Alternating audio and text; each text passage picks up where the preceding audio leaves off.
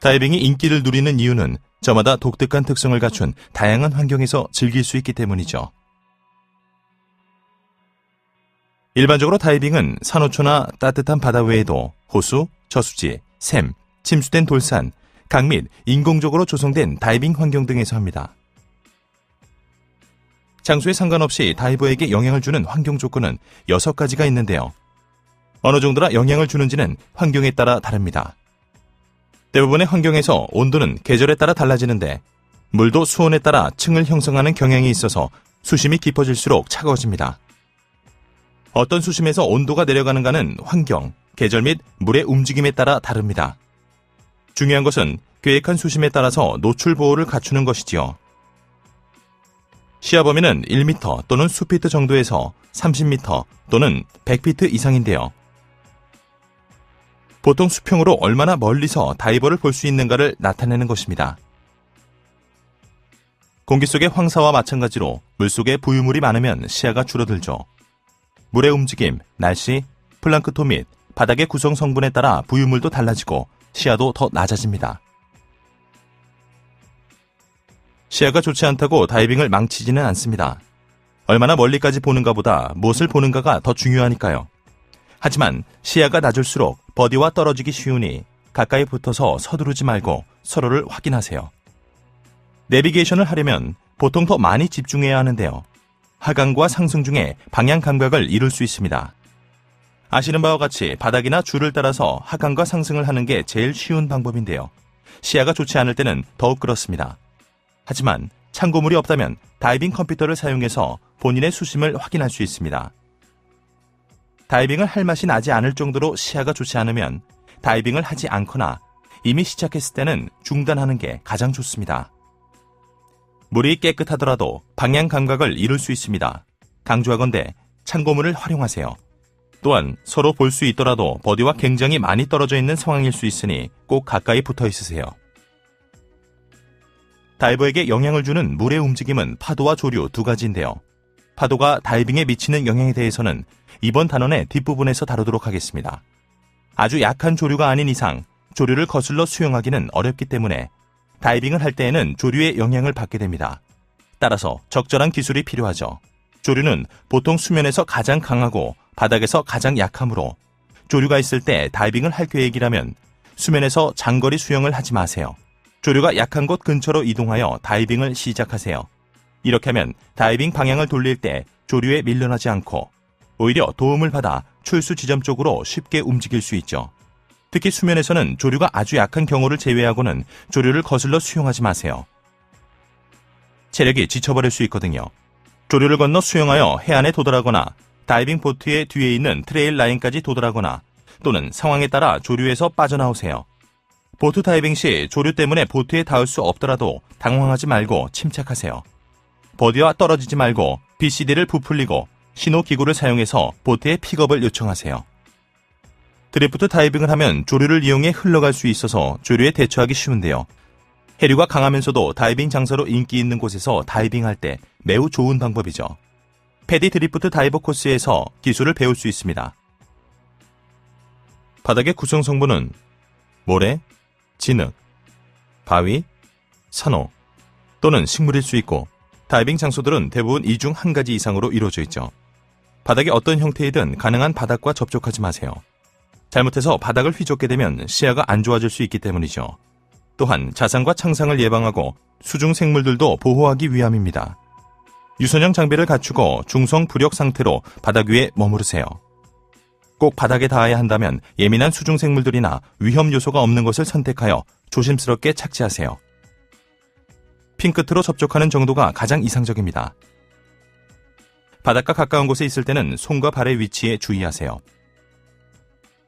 해변 다이빙 중에 걸어서 입수 또는 출수할 때는 어느 정도는 바닥에 닿아야 합니다.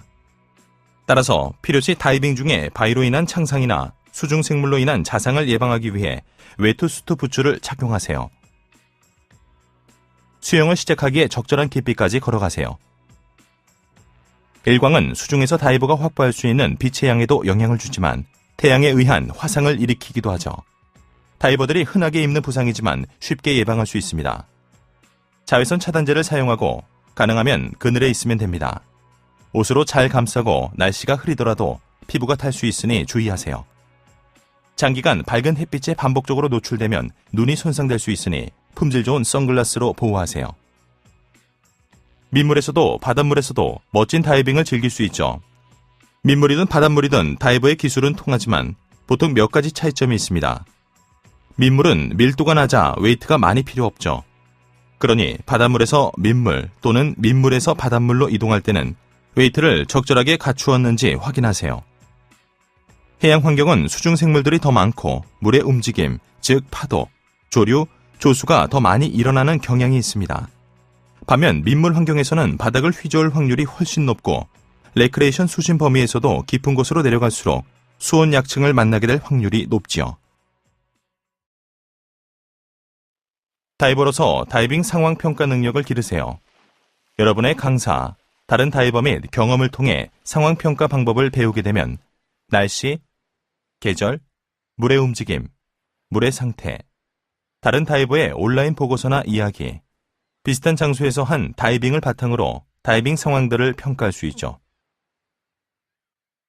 그리고 다이빙을 할지 안 할지 결정하는 것도 이 평가에 포함됩니다. 우려되는 부분이 있다면 가능한 한 대처 방법에 대한 정보를 더 알아보세요. 문제를 해결할 수 없다면 다른 장소나 다른 날을 선택하세요. 다이빙에 대한 최종 결정은 본인이 내리는 겁니다. 본인의 안전은 본인의 책임이므로 다이빙에 대한 최종 결정은 본인이 직접 내려야 합니다. 일장에서 다루었듯이 환경 오리엔테이션에 참석하면 특정 환경에서의 특별한 점에 대처하는 데 도움이 됩니다. 상황을 평가하고 잠재적인 문제점을 제거하는 방법을 배우세요. 오리엔테이션에 참석하면 다이빙을 더욱 안전하고 신나고 알차게 즐길 수 있습니다.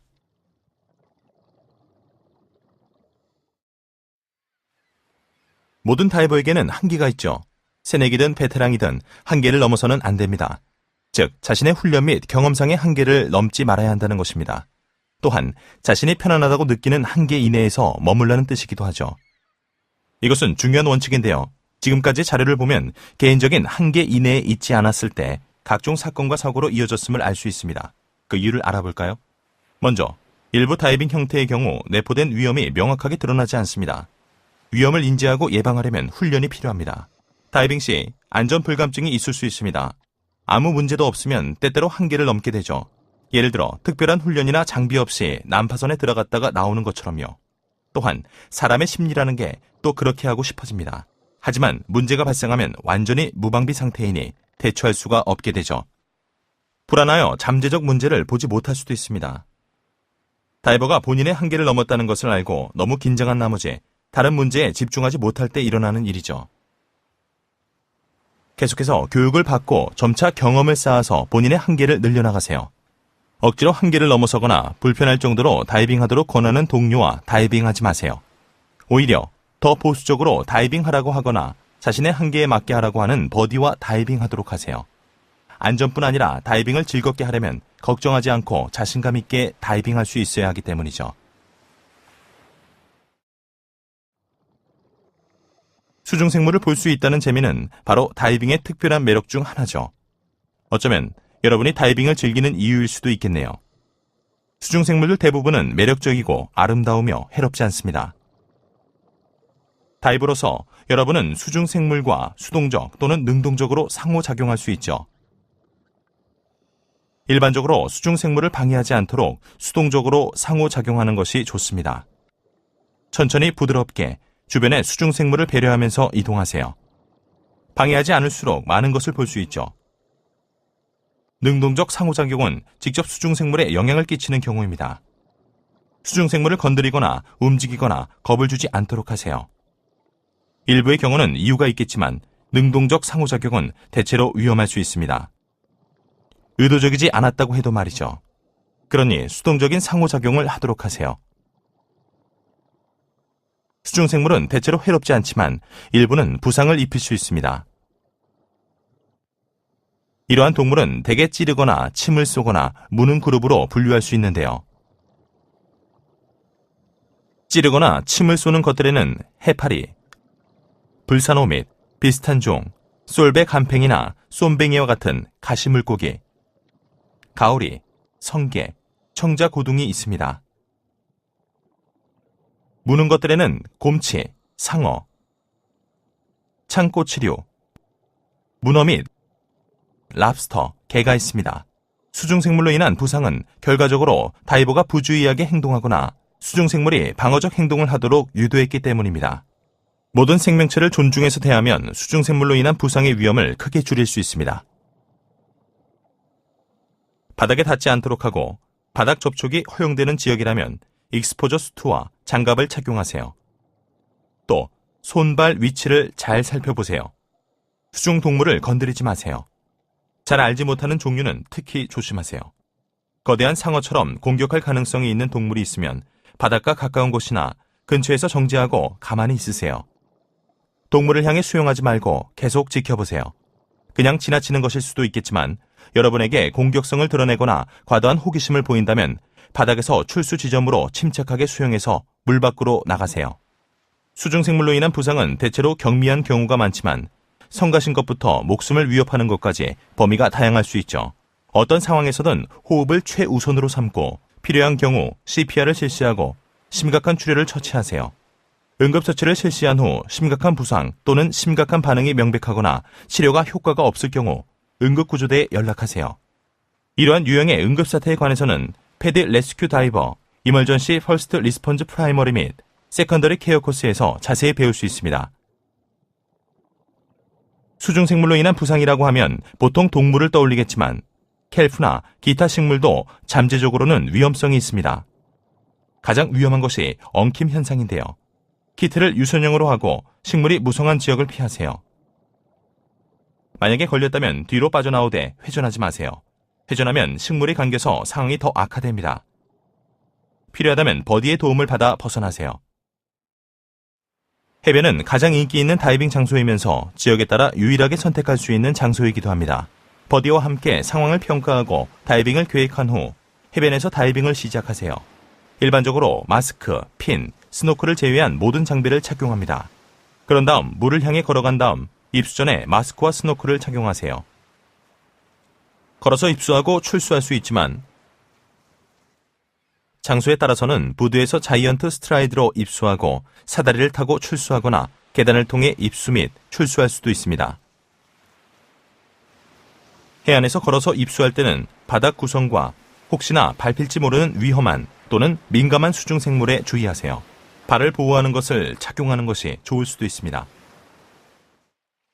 수영한 다음 핀을 착용하기에 적절한 깊이에 도달할 때까지 걸어가는 것이 일반적인 기술입니다. 다음으로 다이빙 장소에 따라 하강한 다음 바닥으로 이동하거나 수면에서 이동한 다음 부표 라인을 따라 하강할 수도 있습니다.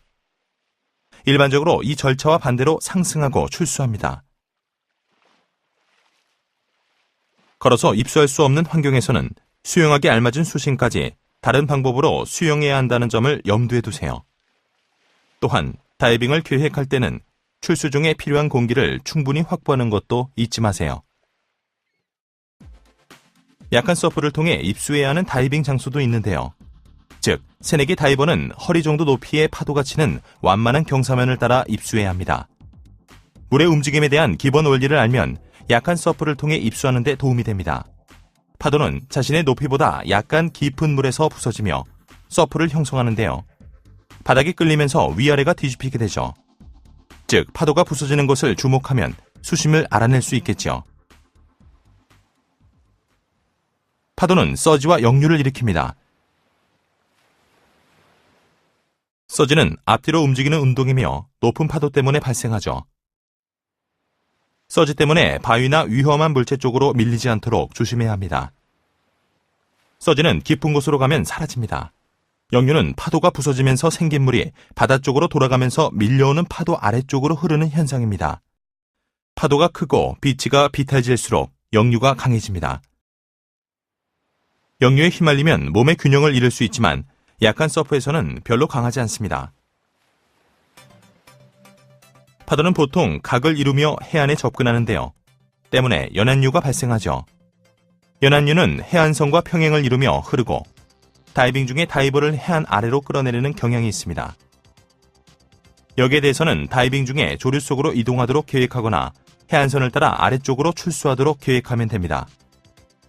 바닥에서 흐르는 물이 바다 쪽으로 되돌아가려는 것을 장애물이 막는 경우가 있는데 때로 파도가 이 장애물을 강하게 밀어젖히게 됩니다.